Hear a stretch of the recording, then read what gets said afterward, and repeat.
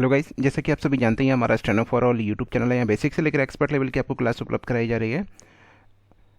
आप यहाँ Rajasthan, RSM, SSB, UP, Bihar police, SI, ASI, steno और साथ ही इसके बाद में आप पार्लियामेंट्री रिपोर्टर पद के लिए डिक्टेशन कर सकते हैं।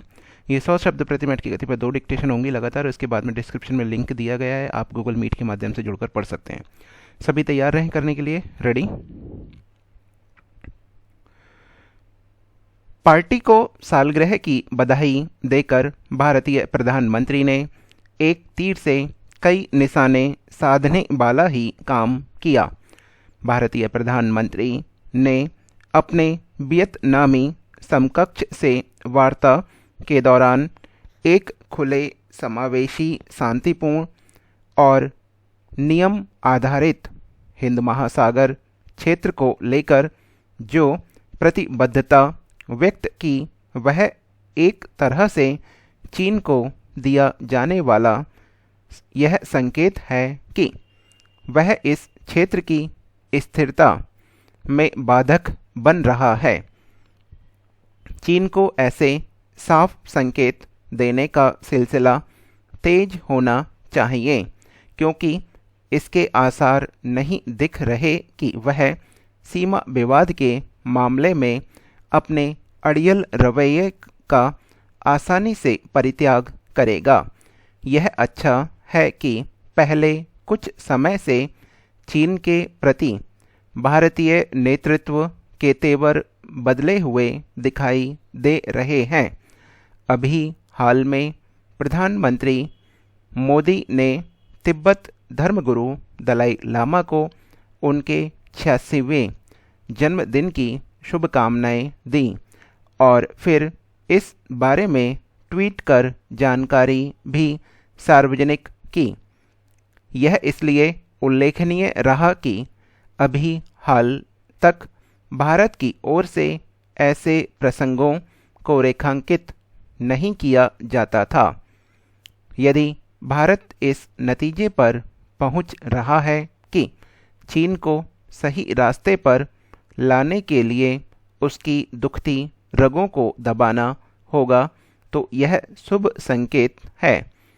इसका कोई मतलब नहीं कि भारत तो चीन की संवेदनशीलता की चिंता करे, लेकिन वह भारतीय हितों की अनदेखी ही करता रहे।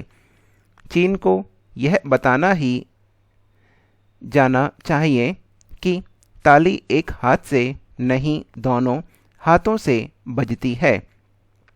निसंदेह तिब्बत और वहाँ के धर्मगुरु दलाई लामा चीन के लिए एक नाजुक मसला है, लेकिन यदि चीन यह चाहता है कि भारत उसके नाजुक मसलों पर संयम बरते, तो फिर ऐसा ही उसे भारत के संवेदनशील मसलों पर करना होगा। उचित यह होगा कि भारत सरकार दलाई लामा के जरिए तिब्बत के सवालों को उभारने तक ही सीमित न रहे, उसे तिब्बत के मसले को सतह पर लाने के लिए भी सक्रियता दिखानी चाहिए। इसलिए और भी क्योंकि भारत की यह घोषित नीति रही है कि भारत तिब्बत चीन का स्वायत्तशासी क्षेत्र है। अब जब चीन ने तिब्बत की स्वायत्तता हड़प ली है, तो फिर भारत के लिए यह ठीक नहीं कि वह इस क्षेत्र के साथ हो रहे अन्याय को लेकर मौन धारण किए रहे। भारतीय नेतृत्व को चीन से अपनी नाखुशी प्रकट करने का कोई भी अवसर छोड़ना नहीं चाहिए, ठीक वैसे ही जैसे उसने 1 माह के प्रारंभ में चीन की कम्युनिस्ट पार्टी के स्थापना दिवस पर उसे शुभकामनाएं देना जरूरी नहीं समझा। यह सिलसिला कायम रहे और ताइवान एवं हांगकांग पर भी भारत अपनी प्रतिक्रिया व्यक्त करे तो बेहतर। मानव जीवन के प्रयोजन की सिद्धि जिनके द्वारा होती है, पुरुषार्थ कहलाते हैं। पुरुषार्थ 4 हैं: धर्म, अर्थ, काम और मोक्ष। यह मानव शरीर सभी योनियों में इसलिए सर्वश्रेष्ठ है क्योंकि इनकी सिद्धि इसी शरीर से संभव है।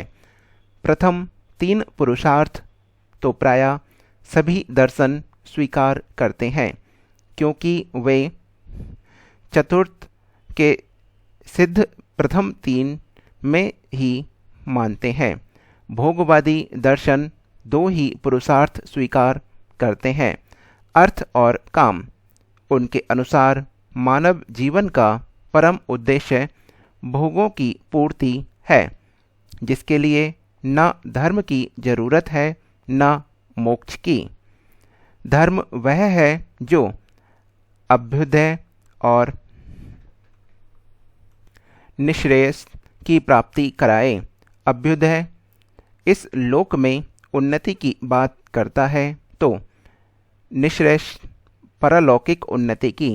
अतः धर्म दोनों लोकों में कल्याण का मार्ग प्रशस्त करता है। अर्थ से तात्पर्य धनादि द्रव्य से है, जिसके बिना न धर्म की प्राप्ति संभव है न कामनाओं की पूर्ति।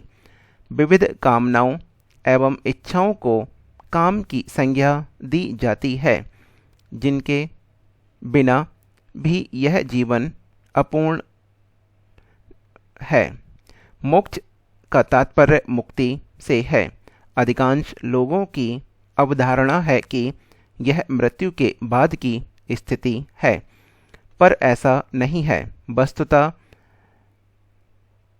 जागतिक प्रपंचों से मुक्ति ही मोक्ष है। यदि मनुष्य चाहे तो इनसे मुक्त रहकर इन जीवन में ही मोक्ष प्राप्त कर सकता है। इन पुरुषार्थों का क्रम अत्यंत वैज्ञानिक है। प्रथम स्थान पर धर्म को रखने का प्रयोजन इसके प्रतिपादक ऋषि की दूरदर्शिता को प्रकट करता है। भ्रष्टाचार मुक्त सामाजिक संरचना के लिए यह क्रम महत्वपूर्ण है। यदि धर्म पालन करते हुए अर्थ और काम की प्राप्ति की जाए तो मानव जीवन का प्रयोजन और लोकतंत्र की सिद्धि दोनों स्वतः हो जाते हैं। दुर्भाग्यवश जब लोग धर्म छोड़कर अर्थ और काम की प्राप्ति में लग जाते हैं, तभी अनीति और भ्रष्टाचार पनपते हैं।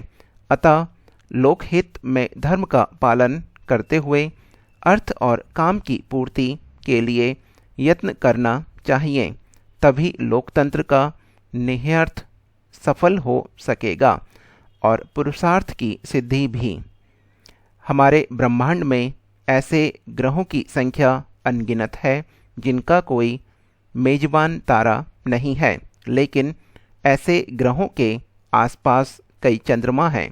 वैज्ञानिकों का ख्याल है कि इन चंद्रमाओं पर वायुमंडल हो सकता है।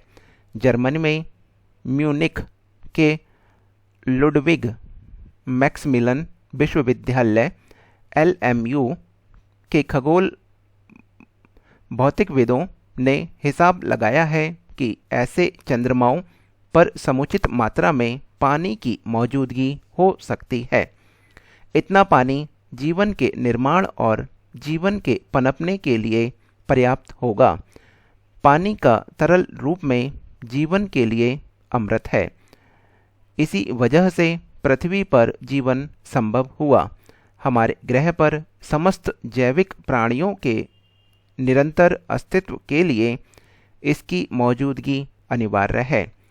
यही वजह है कि विज्ञानी ब्रह्मांड के दूसरे ठोस खगोलीय पिंडों में पानी की मौजूदगी के प्रमाण खोजते रहते हैं। अभी तक पृथ्वी के अलावा दूसरे ग्रहों पर तरल जल की उपस्थिति का प्रत्यक्ष प्रमाण नहीं मिला है। बहरहाल हमारे अपने सौरमंडल के बाहरी हिस्सों में कई चंद्रमाओं पर सतह के नीचे समुद्र होने के संकेत जरूर मिले हैं। इसमें शनि के एस्लेट्स, चंद्रमा और बृहस्पति के 3 चंद्रमाओं गैनीमीड, कैलिस्टो और यूरोपा का उल्लेख कई बार किया जा चुका है। यदि हमारे सौरमंडल के चंद्रमाओं पर पानी होने की संभावना है तो सौरमंडल के बाहर दूसरे ग्रहों के चंद्रमाओं पर भी पानी मौजूदगी संभव है। LMU के खगोल भौतिकविदों प्रोफेसर बारबरा एरकोलानो और डॉक्टर टम्मोसो ग्रासी ने एक बार बाहरी चंद्रमा के वायुमंडल और उसकी दूसरी रासायनिक विशेषताओं का अध्ययन के लिए एक मॉडल तैयार किया। उन्होंने एक ऐसा चंद्रमा चुना जो स्वतंत्र रूप से विचरने वाले ग्रह का चक्कर लगाता है।